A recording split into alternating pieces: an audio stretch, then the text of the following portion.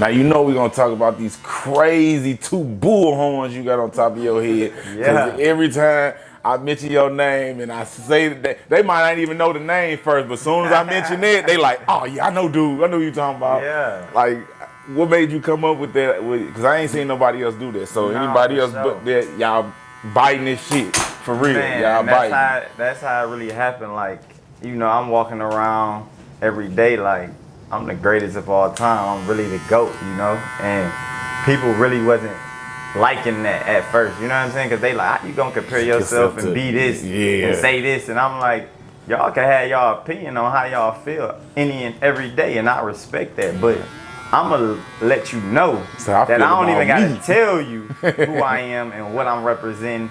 I'm gonna walk up in the flesh and the presence, and you gonna see it. Like, yeah, the GOAT has arrived. Yeah. The GOAT is in the building. The GOAT is here. You know what I'm saying? And from there, it was like when I did it the first time. It's back like 2017, 2018. Everybody was like, "Oh, that's crazy," and it was just like that's a signature. When I had too many people saying, like, "Oh, this is fire. That's wild," and they wasn't even as big. It just made it, it's a different standpoint, you know, and everybody always asks you when you trying to be or becoming an artist, what's gonna separate you? What's gonna make you different? Exactly. What are you marketed about? What makes you this person that's gonna stand out? You could be the same, sound the same and all that, but you gotta have something that changes why you are you. This was the thing. That really is. I actually tell my young barber, the 14-year-old that work with us, man, I'm like, you 14 and you cutting hair. Yeah. Like, that separates you from everybody else. You got grown men. We talking 30, 40-year-old men cutting hair. You a kid. Exactly. Getting busy, you know what I'm saying? Going crazy. So all you got to do is just find that niche to put that publicity on you, and you out of here. You know what I'm saying? You out of here. And that's all it is. You just find one thing and you stick with it, and before you know it, the people gonna really appreciate that, because everybody loves everything that everybody doing. They just really want to see what's different. What makes you? Why I'm coming to get my hair cut by you? You could have the same clippers, the same brush, the same everything, but you do your thing differently. You put your design differently. You got your signature different. Whatever it is, that's what's gonna separate you. That they like, nah, I gotta go back to bros. His stuff fire. You feel me? Everything you do, it's gotta stick out. Something do. Absolutely. I went back to look at a few of your old work, like things like 4 years old. I mean, 4 years ago, you hit 1 million views on that. And we were just talking about. You said you shot that with an iPhone. Yeah, man, the balling video. Yeah. That was so crazy, because the craziest story about the video, right? We actually had a camera at this time to do it, but the camera was dead. It would not work. It just, something happened. You know what I'm saying? Yeah. They like, man, we got to reschedule. Woo, woo. I'm like, nah, bro. I got an iPhone. We about to shoot this motherfucker on the iPhone. Everybody at the video shoot like, what? What is you talking about? I'm like, bruh, the quality is there. Like, I just want the visual out. Like, I'm not really worried about all that. Everybody like, nah, don't do that. I'm having my way at this time too, and I'm knowing what's going on. So I'm like, nah, man, let me shoot this. Let's get it over with. And he like, all right, bro, I got you. If you say do it, I ain't got no choice. Do it. He shot it on the camera phone, edited it, threw effects in it. Bruh, it went crazy off the rip. And it was just like, it was another one of them things that it was like, I'm trying to tell y'all, I know what's going on. Y'all thinking y'all know the way because of what is being said or how it's supposed to be done the regular way, but it's like that ain't always just what it's about. Sometimes you can do something outside of the box and it works, and that's a lot of my results. Absolutely. When you get in the studio and you like getting ready to cook up and like get it together, like what you be needing to get you in that mood? Like, really, when I go in the studio, I'll be already having something on my mind or some feeling that this is my time to record or whatever, and I just really feel the beat, you know, and I'm a writer, so I'm not the one that go in there and just freestyle and do all of that. I sit there and listen to the beat. I hear the lyrics.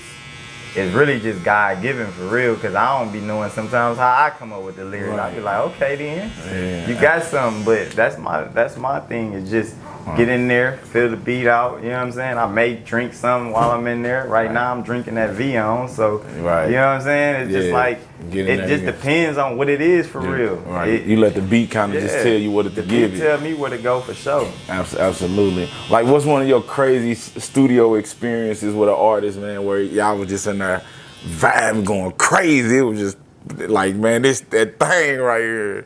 Probably one of my craziest experiences.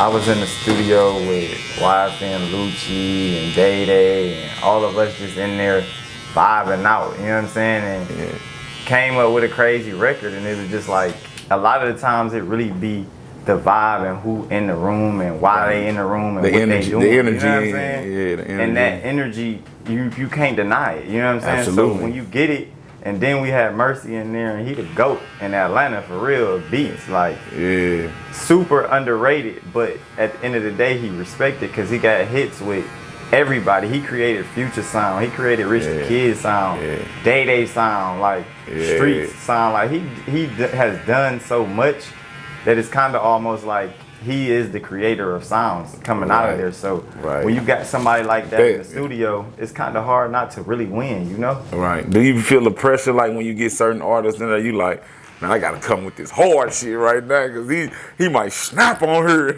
Oh yeah, no, you definitely got to, because that's how it was when I recorded the record with Big Hurt.